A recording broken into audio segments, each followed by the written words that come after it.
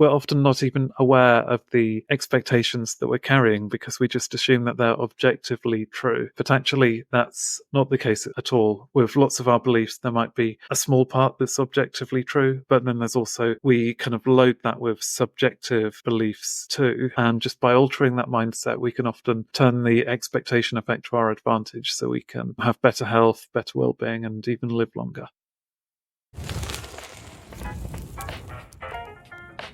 This week, I'm sharing the second part of my conversation with David Robson, who is an award-winning science writer specialising in the extremes of the human brain, body, and behaviour. Previously worked as a features editor at The New Scientist and as a senior journalist at the BBC.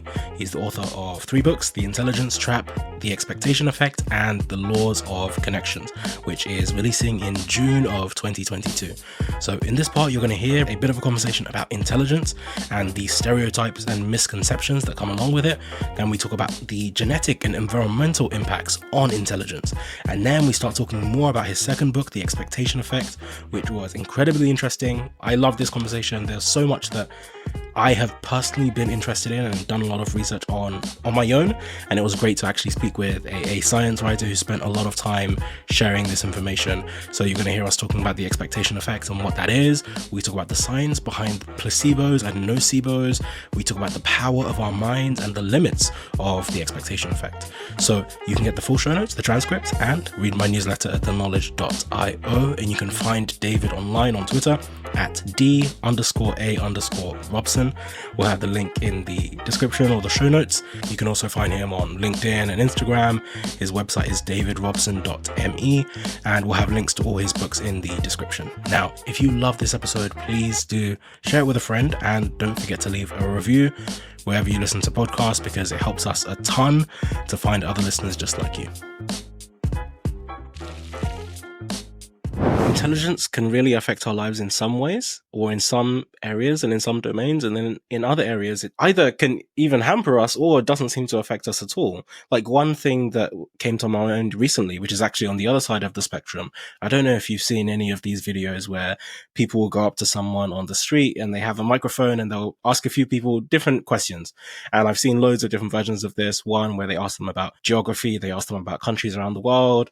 There was one I saw recently, but they will ask people just to do basic maths and just sums in their head.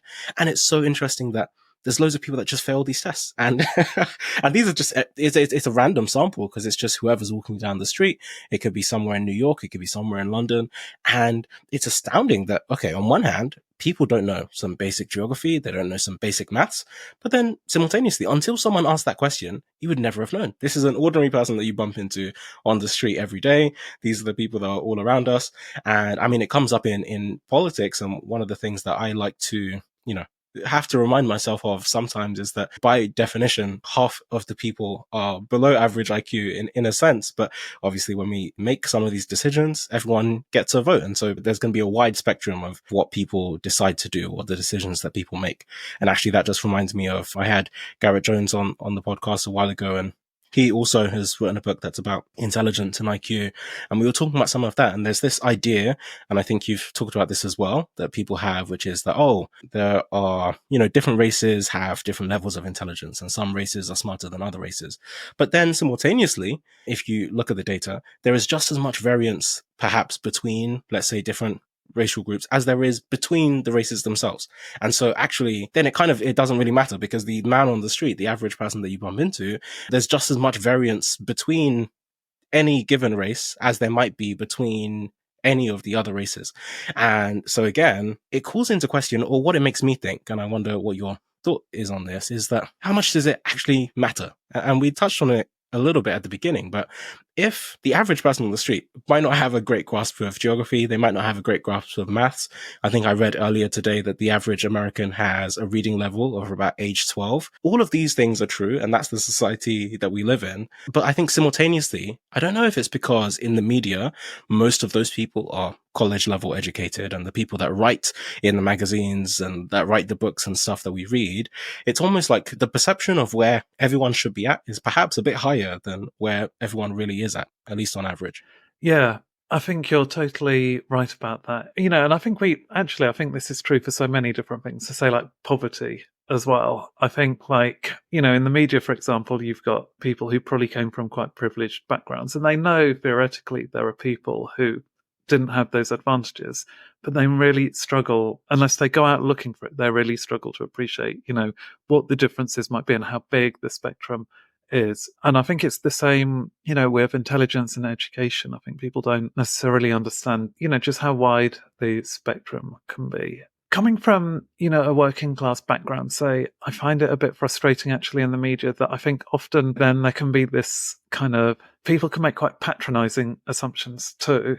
So it could be that people like assume that if you're not highly educated, that you're also not at all intellectually curious. And I think that's quite unfair. You might struggle with some high school maths or literacy or whatever, but it doesn't mean that you're also not kind of hungry for ideas too, or interested and willing to learn. You just might not have had the advantages. So yeah, I think it's really difficult. I think it's just a perpetual problem with human beings of any area, is we're really difficult. We find it very difficult to put ourselves in other people's shoes, and we make these kind of gross assumptions. To come back to the question, like, I do think education matters, and we should be giving everyone this kind of, we should be leveling the playing field, I think, to try to bring people up to like its highest standard as possible, because there are advantages, obviously, not just for people's careers or for living their lives. Actually, like, it can be really enriching to be able to, to read a newspaper and understand the statistics. If you haven't had a sufficient education to be able to read a news story and understand what the facts are telling you, I think that does put you at a disadvantage. And I see it with my parents, who are not very well educated, that they actually, and struggle a bit, especially with like digital literacy, for example, or talking to a doctor and understanding kind of what the doctor's telling them about the potential diagnosis. Like, they find it very confusing. And so they start to see that the kind of world is in opposition to them a bit, especially like these institutions. They feel quite isolated, as if there's this kind of two-tier system and they're not part of it. And it's not something, because I had a better education than them, it's not something I experienced. So I feel much better able to go and get the support I need from a doctor, say, compared to my parents do. So yeah, I do think these things matter. If we're looking at the kind of genetics of intelligence and these ideas that, like you were saying, that different races have different average level of intelligence, or that different genders have different types of intelligence, all of that, I just don't think we're really taking into account all of the substantial social forces that might be producing these illusory correlations. Like, I don't believe that there are really big, I don't think there are any significant IQ differences between races. And I'm going to probably get, there's going to be some races who will get quite nasty. They always do when people say this, but I just think it just seems so fundamentally unscientific to make that claim. Yeah, so that's what I think, differences between individuals, we can always try to like bring everyone to the highest level they're capable of by kind of trying to address basic things like health and education. One thing that I find very interesting about the question of intelligence is that definitely a tremendous amount is genetic, but there's also the aspect of it that's environmental. And environmental on two levels. One, within the lifetime of an individual. So there are plenty of studies where, okay, you look at, like, let's say adopted children, and you look at, okay, one child that's adopted into a family that has this economic background versus a child that's adopted into that economic background. And you see there's a difference in their future earnings or their career progression, etc. There's also studies where you can look at one that I found really interesting. I don't remember all the details, but it was in the US. And I actually imagine you could probably do the same thing in the UK, where because of how some county lines are drawn, you could have people that live in the same area, but have to go to different schools. And one school might be in a district that gets a lot more funding, and the other school might be in a district that doesn't get much funding, but those kids both live in the same area. But if you're on this side of the street or in this side of the neighborhood, you're not in the catchment area for this type of school, you're in the catchment area for that type of school. And you can see these remarkable differences in the lifetime earnings of these people, simply because even though their backgrounds were actually the same, the people that they went to school with, that's like now not even in their immediate family, because they went to school with a different type of person, then their lifetime outcomes are dramatically different. And so there's all these types of things. And that's like within your personal lifetime. And then you also have the environmental factors that are at scale as well. And I think that probably plays a tremendous factor. I spoke with Charles Mann, who's also a science journalist, and he's done a lot of really interesting work around, I guess, some of the environmental factors, not specifically as regards intelligence, but just, history and the environment, etc. And one thing that I found really interesting reading his work is some of these ideas that simply because there were Europeans that settled in a particular area that had potatoes, the potato pretty much changed all of Europe, actually, in terms of what is possible to build. Like, so when you think about how many IQ points come from the potato being available in a particular area, the same if you look at China, a big part of central China, there isn't water. There isn't water there. And so what impact does that have then on people's IQ and their development over time? And then you think about pollution, you think about things like that. I think it was also in China, there was a study of people that lived in a particular area where I think the area had been split into two for some reason. And there was some kind of factory plant that was on one side of this town or this village. And so all the people that are essentially in the blast radius of this factory, their IQs get lower and all kinds of stuff happens, not just to them, but also to their children. Even once the factory is closed, their children still grow up with lower IQs, whereas the people within the same area, but just slightly further away from where this factory was, suddenly they are flourishing a little bit more. And so again, it's this idea that these things aren't as static as we might like to assume, and you can't always extrapolate that information as much as you would like to as well. No, exactly. And, childhood health, like the sheer number of infections you have as a child, that's drawing resources. Fighting the infections is drawing resources away from your brain's development. So it's a very basic factor that's influencing IQs and could create some kind of observed difference between one area and another in much the same way as the things that you're talking about. And we can't always account for all of those, when we're comparing different people. And so, yeah, genetics, your parents' genes do affect your IQ to a certain extent, but, it's not the only factor at all. And there's even you compared to your siblings, there's going to be these kind of non-shared environmental factors. If you had like an inspirational teacher, or like you said, if you were sent to different schools for some reason, one of which surrounded you with people who had a different attitude to education compared to the others. Like we were saying at the beginning of the conversation, like human psychology is so complicated, but I think we also quite like to simplify these things and just assume that the factors can be distilled to just 2 or 3 different factors. And that's always going to be, it's always going to lead you to the wrong conclusions if you do that. Yeah, exactly. And funnily enough, even just from what you were saying, I never really thought about drawing any connection between what I was just saying and my own life. But I think I've kind of lived through that as well, where I started going to one school and then had to switch schools after, I think, halfway through year 9 or so. And the school that I went to after that was just a much better school, also a much smaller school where the teachers paid a lot more attention, and it was just remarkably different. And again, not necessarily intentional. The school that I'd gone to previously was just not a great school. As an example, I didn't even realize up until maybe 6 or 7 years ago now, which seems like a while ago now, but definitely as an adult, that a lot of other schools, let's say in that kind of area, didn't have police officers in their school. I just assumed that that was just a thing. It might not be everywhere. I'm not expecting there's police officers at Eton, but, I just thought, other people that also went to similar kinds of schools, it was going to be the same. Like there was a police officer that had an office inside the school, and that's where, that PC, that's his office there. And I just assumed that was normal. And funnily enough, also, like one thing that I thought about recently is that I can't even remember thinking about any thoughts about what I was going to do as a job until after I moved school. Suddenly, when I moved school is when, we've got this careers day. And that's when I'm trying to figure out, I'm like 14 at the time. And that's when I decided I was going to be a lawyer. And obviously that went well. And I ended up, working at my dream law firm and all of that.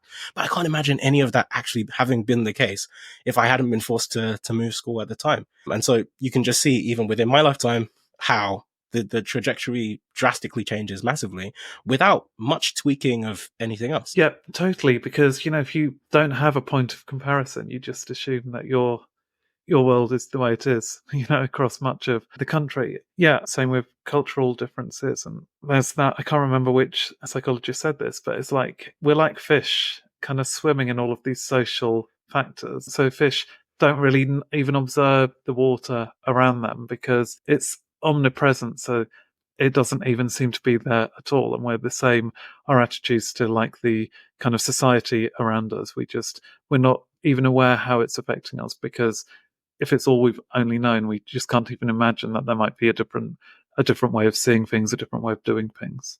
Yeah, exactly. And I think this is actually a really good segue to the expectation effect and this idea that very often the things that we expect or the things that we think can lead us to either to act in different ways or can lead us to subconsciously react to our environment in different ways. And maybe I'd love if you could just frame the book and what the expectation effect is. Yeah, sure. So I define the expectation effect as this phenomenon where we create self-fulfilling prophecies from our beliefs, and that can happen through three different but interlinked mechanisms. It can be through changes to our perception, to our behaviour, or to our physiology. And the most famous example of this is the placebo effect in medicine, where it's now been shown so many times that often, especially in cases like pain relief, if people expect to receive a real painkiller and then they're actually given a dummy pill, they often do see their pain levels dropping quite dramatically.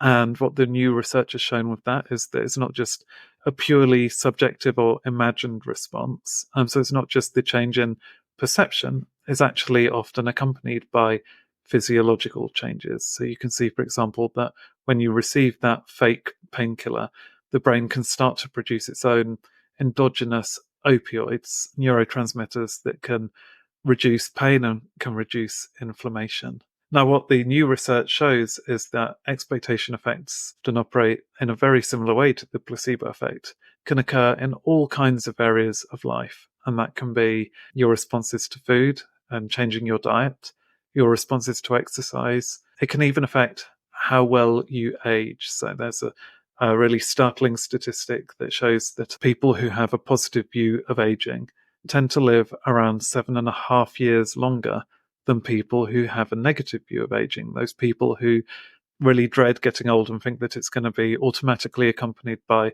vulnerability and disability, without considering all the wisdom that you might have accrued once you get to an older age and some of the advantages, the freedom to try new things, to pursue your passions, to grow. And once again, we see with this aging expectation effect that can be linked to changes in behavior. So if you have a positive view of aging, you are more likely to kind of take care of your body because you want to kind of live as long as you can, and you feel more capable of doing exercise, but also to physiological changes. So if you're positive about aging, you're kind of more relaxed as you get older. Whereas if you have a negative view of aging, you assume that you're going to become more vulnerable. You start getting stressed out by all kinds of daily challenges like going to the shops. You think you're going to have a fall or get lost. And, that raises levels of cortisol, the stress hormone, which can then cause damage in the long term to your body. So yeah, it's really, again, we're often not even aware of the expectations that we're carrying because we just assume that they're objectively true. But actually, that's not the case at all. With lots of our beliefs, there might be a small part that's objectively true, but then there's also, we kind of load that with kind of subjective beliefs too. And just by altering that mindset, we can often turn the expectation effect to our advantage so we can have better health, better well-being, and even live longer. Hey, we'll get back to the episode in just one moment, but I wanted to tell you very quickly about my newsletter. I started sharing everything I was learning online and a few thousand people came along for the ride. I send 3 regular emails. Brainwave fortnightly on a Tuesday, which is about the intersection between technology, philosophy, and psychology. Then every week on a Thursday, I send Revelations, and that's about creativity and productivity. And then finally, every other weekend, I send Wayfinder, and that's about decision making. So people in the audience actually send me really tough problems that they're working through, and I help to deconstruct them using mental models and decision making frameworks. So if you'd like to subscribe, you can join me and over 20,000 incredibly driven people at theknowledge.io. Okay, back to the episode.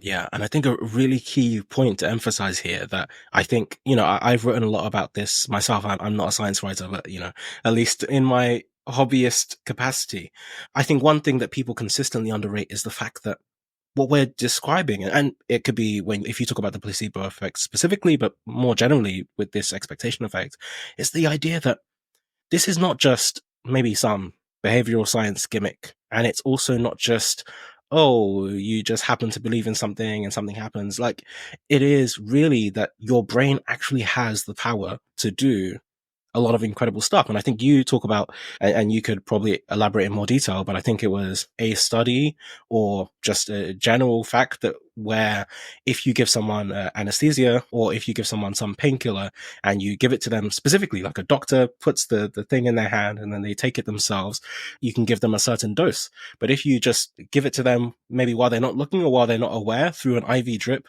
and they don't know that it's happening, you have to double the dose, or you have to give them a lot more, because actually the gap between what the drug does by itself and what your brain does when it's expecting that there is some healing that's about to happen is equivalent to, you know, more of the drug. And so actually you have to change the dosage if the person doesn't know they're going to get it, because actually your brain is actually just capable of creating some of these changes for itself. Yeah, totally. And, you know, that combined with then the neurological evidence showing that there is this production of the opioids in the brain, you know, we can see that happening. And you can block if you block the opioids using this other kind of chemical, then you can block the placebo effect. Like all of those strands of evidence together, I think just makes the placebo effect and, you know, the expectation effect by association like undeniable.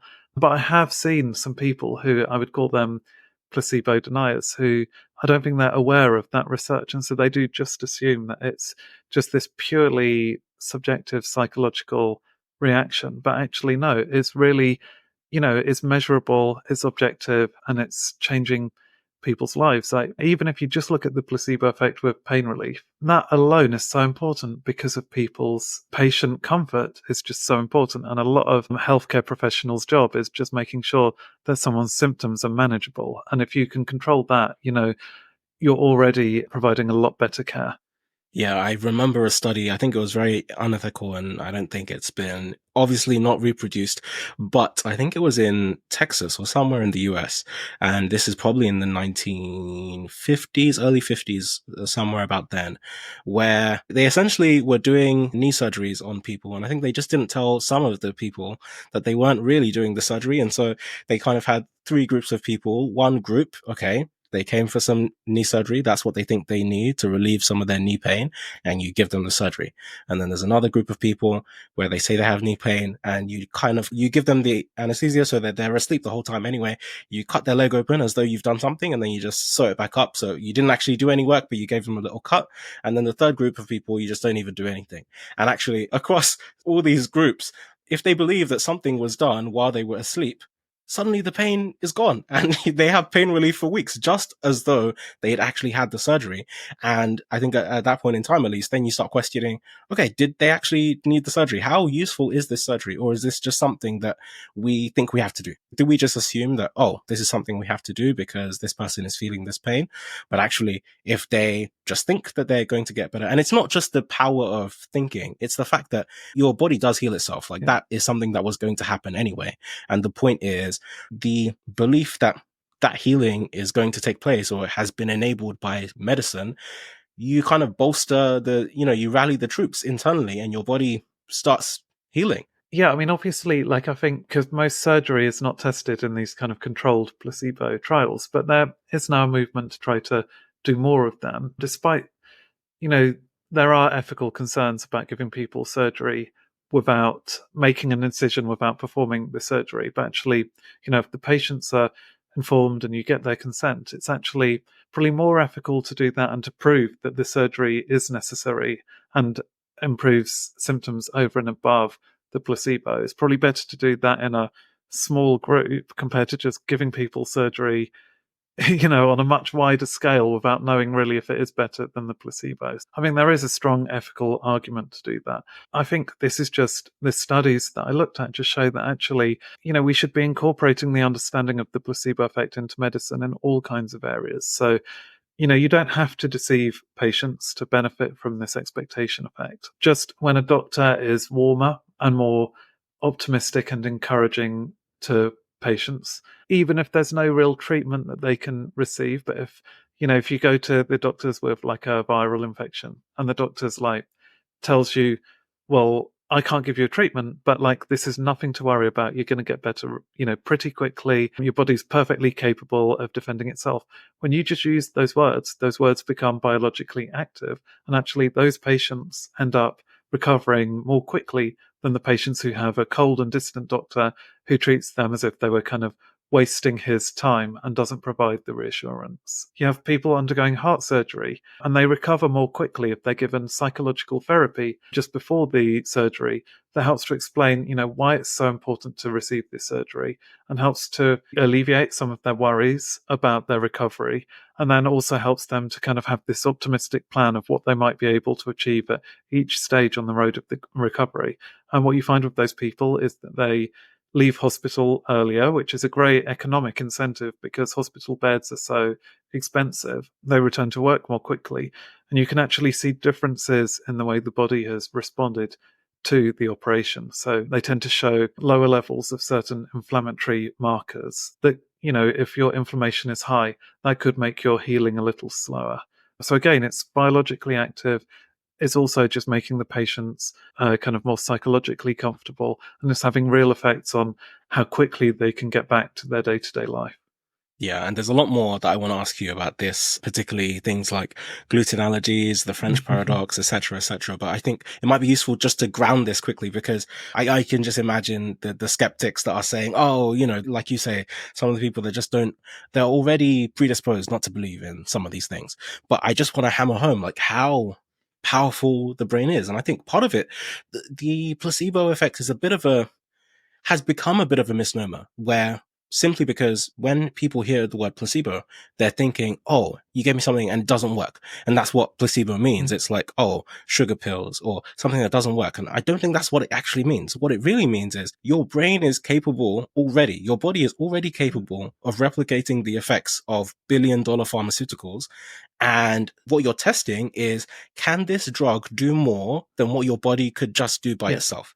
And it's not so much just like, oh, like here's some fake stuff and are you going to make stuff up in your brain and, trick yourself into thinking something? Like, no, it's like your brain is actually capable of doing a lot of this stuff. And I think the way I like to think about it, or some of the other things that help me to think about this, are when you think of the brain in other contexts. So for example, if you think of things like pain or fatigue, we talked about the knee surgery as an example, but pain isn't real, right? Fatigue isn't real. These are all things that are actually invented by your brain. Like when you feel like a pain in your arm or something, let's say, it's not distinct from, like there isn't something that's happening in your arm that's distinct from your brain. Like it's your brain sending you an alarm signal telling you, I think something's happened over here. You better check it out because something isn't working right.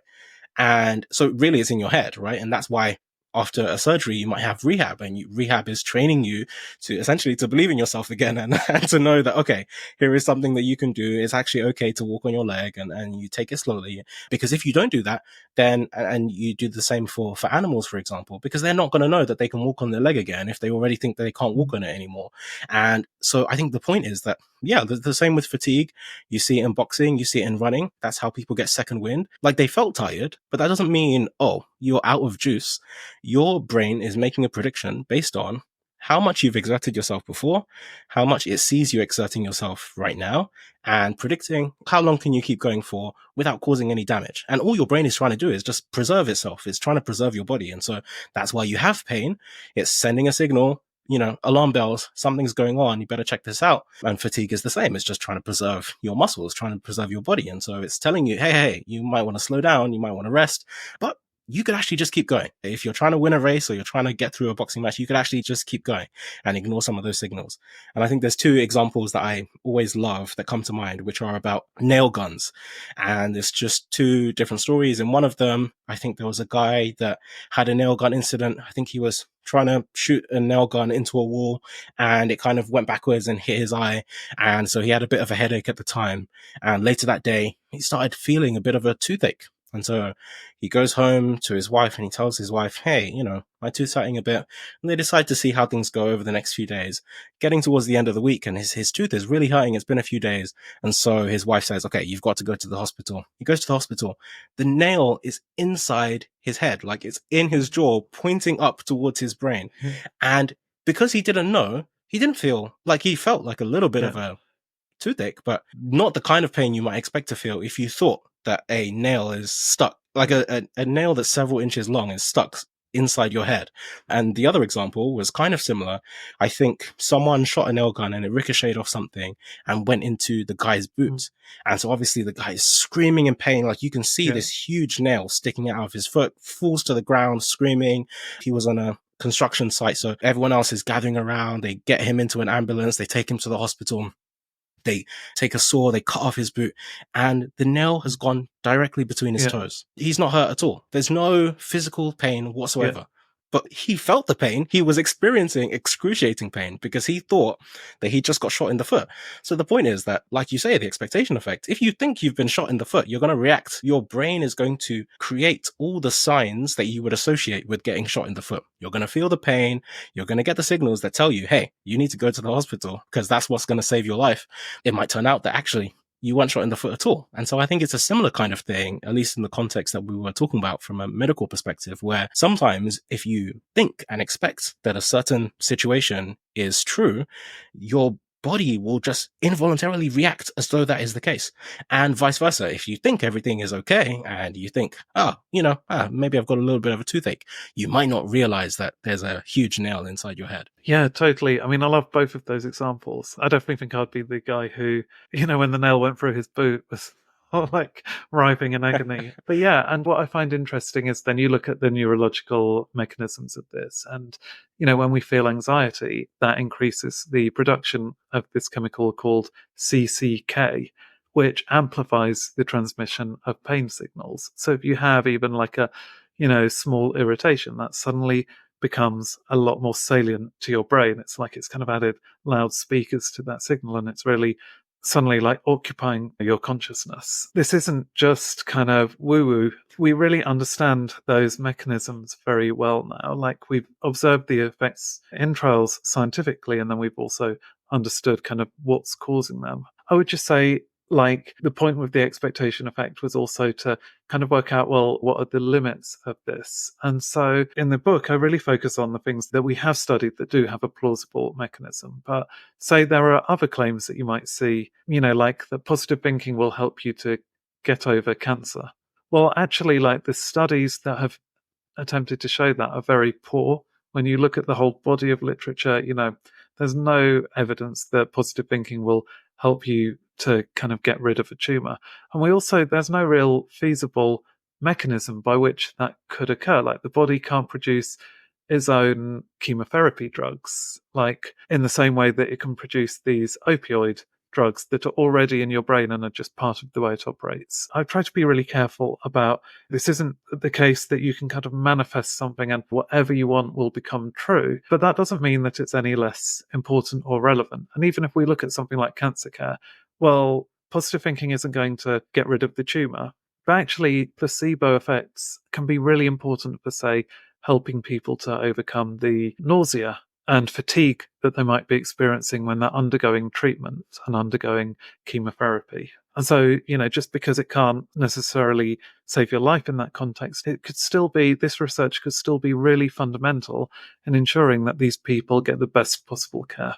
Yeah, exactly. You make a great point. And I think that the key is that we're talking specifically about the things that your brain and body already have mechanisms to do. It can't create drugs and stuff that it didn't already have. But if there already is a process in the body for doing a certain thing, let's say releasing ghrelin, I think you have an example of this, but the one that comes to my mind is, that's part of the reason why people say don't chew your food too quickly, because since you were born, your brain, and I think a precursor to explain is also quite important. I think you've talked about this as well, but I've read some books by Lisa Feldman Barrett, and she talks a lot about this idea that, your brain is effectively a predictive machine and it's locked in a black box. Your brain doesn't actually have any idea what's going on in the outside world.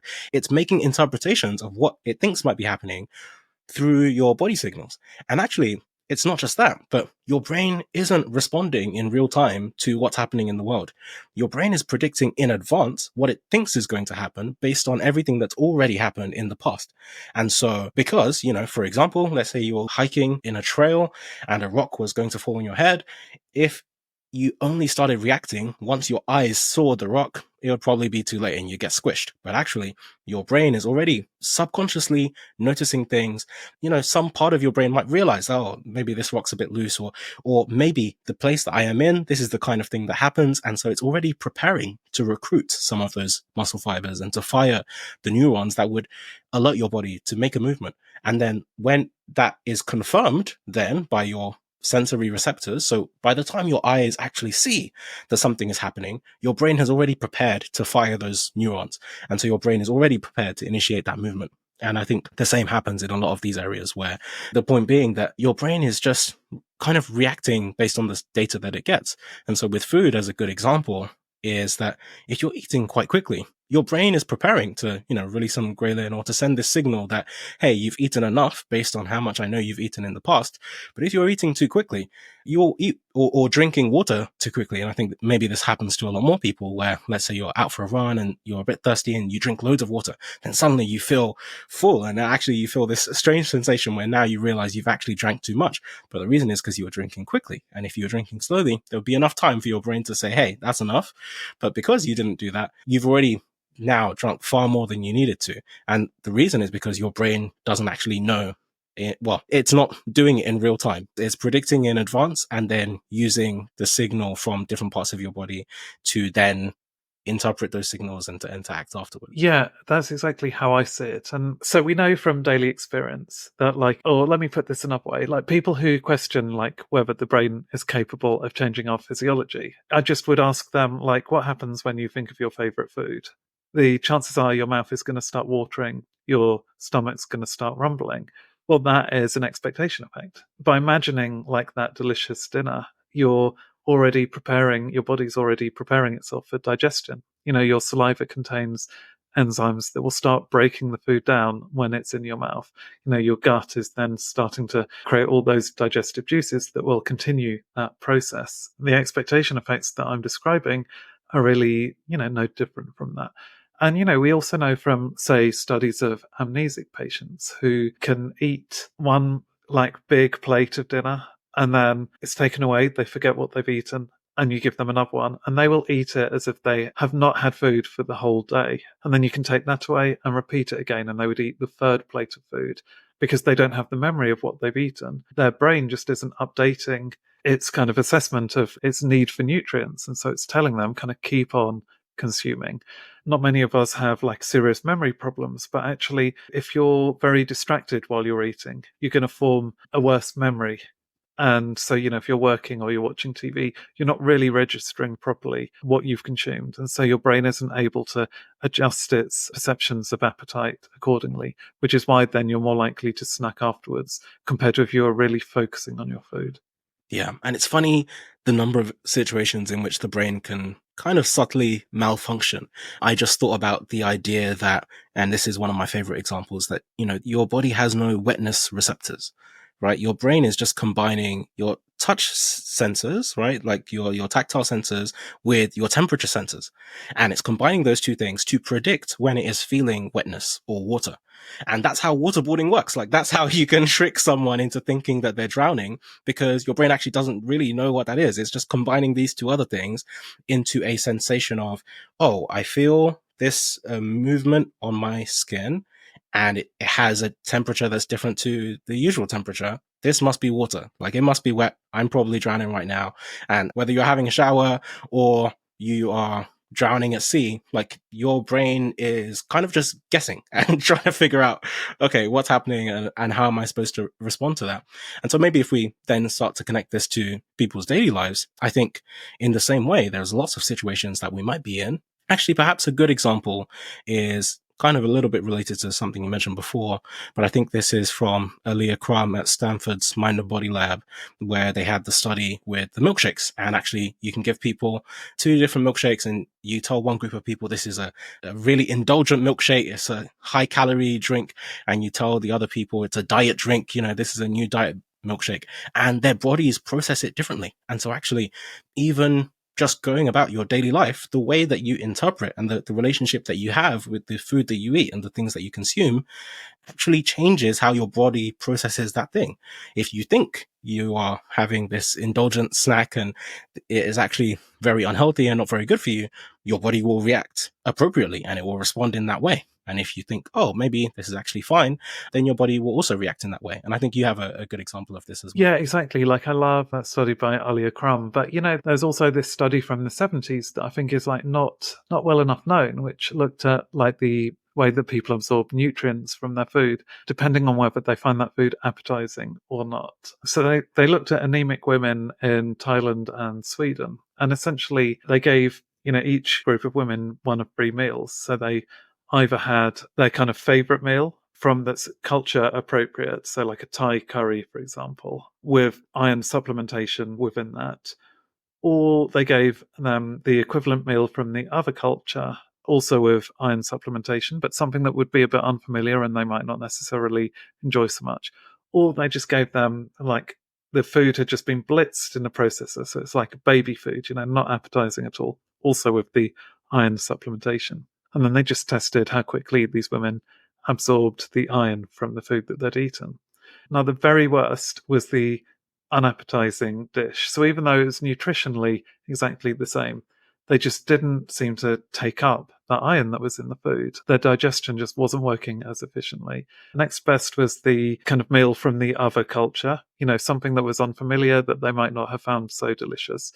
And the absolute best was when you gave them a really tasty meal from their own culture. And it just seems that the anticipation of that food, the enjoyment of that food, was helping them to release more enzymes within their digestive system that then allowed them to absorb more of those nutrients. And I think that's so important in modern culture where, people talk of food as medicine, which is fine to a certain extent. If we start to see our food as just this kind of instrumental thing and take all the pleasure out of it, like we're just looking at it as if it's a list of nutrients without any celebration or excitement, we're missing out on a really big part of the meal that's so important for our like mental well-being, but then also for our physical well-being, because you really need to have that sense of enjoyment if you're going to get the most out of the food that you're consuming. Yeah, that's such an interesting study. It reminds me a little bit of, and this is slightly different in that it's not within the body, but the Pygmalion effect, which is, at least when they've studied it, they look at teachers in classrooms and the expectation that the teacher has of a particular student can then start to affect the grades that that student gets, independent of how smart that student was in the first place.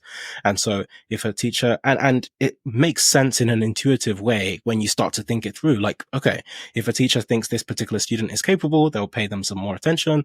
They'll help them out a bit more if they have questions or they don't seem to be getting something. They'll pay closer attention to the work that they do. And then suddenly they're getting better grades. And the teacher smiles and says, of course, my prediction is true. I thought this kid was smart and look at them getting fantastic grades. But it's actually just a natural result of, because you already believed that was true, you then acted in a way that was consistent with those beliefs and you brought about the situation that you thought was going to happen. Right, yeah. And, the opposite is true, obviously. When a teacher has lower expectations, it can severely damage the child's academic progress. And it's often not in the way we expect. Like, I think we've all had like pretty nasty teachers who were actively discouraging. But, though I think it's fairly obvious how they would affect a child's self-esteem. But those aside, you might just have some teachers who are kind of well-meaning, because it's about all the ways that their kind of subconscious expectations then play out in their interactions. So if you really believe a child has potential, you might give them longer to answer a question because you kind of have faith that they're going to get to it in the end. They're going to find that solution. If you think a child's, not that bright, you might either just not ask them to answer in class, or you'll just let them say a few words and then you'll cut them off and correct them before they've had a chance to kind of think through the problem for themselves. You might not give them such difficult tasks in their homework. You might just kind of give a very bland smile to them, and kids are really perceptive. So they're very socially sensitive. They know if they're being patronized. And so that in itself can reduce their self-esteem, because, they know that they're being treated with kid gloves rather than being taken as serious thinkers. And, that's a serious problem. And it's not easy to correct because often these teachers don't realize what they're doing. But there had been studies in New Zealand that had just kind of filmed the teachers in the classroom and then shown the teachers, what they were doing and pointed out a few of these quirks. And a lot of them were really surprised. They just had no idea that they were treating different students so differently. But afterwards, they were able to correct those behaviours. And what you saw was that just improved the grades of everyone within the class. A minimal intervention really, but it was really helpful for helping to give every child the same opportunity so that they weren't affected just by these teachers' perceptions, which are often way off and often shaped by all kinds of implicit prejudices that have no real factual basis. Thank you so much for tuning in. Please do stay tuned for more. Don't forget to rate, review, and subscribe. It really helps the podcast. And follow me on Twitter. Feel free to shoot me any thoughts. See you next time.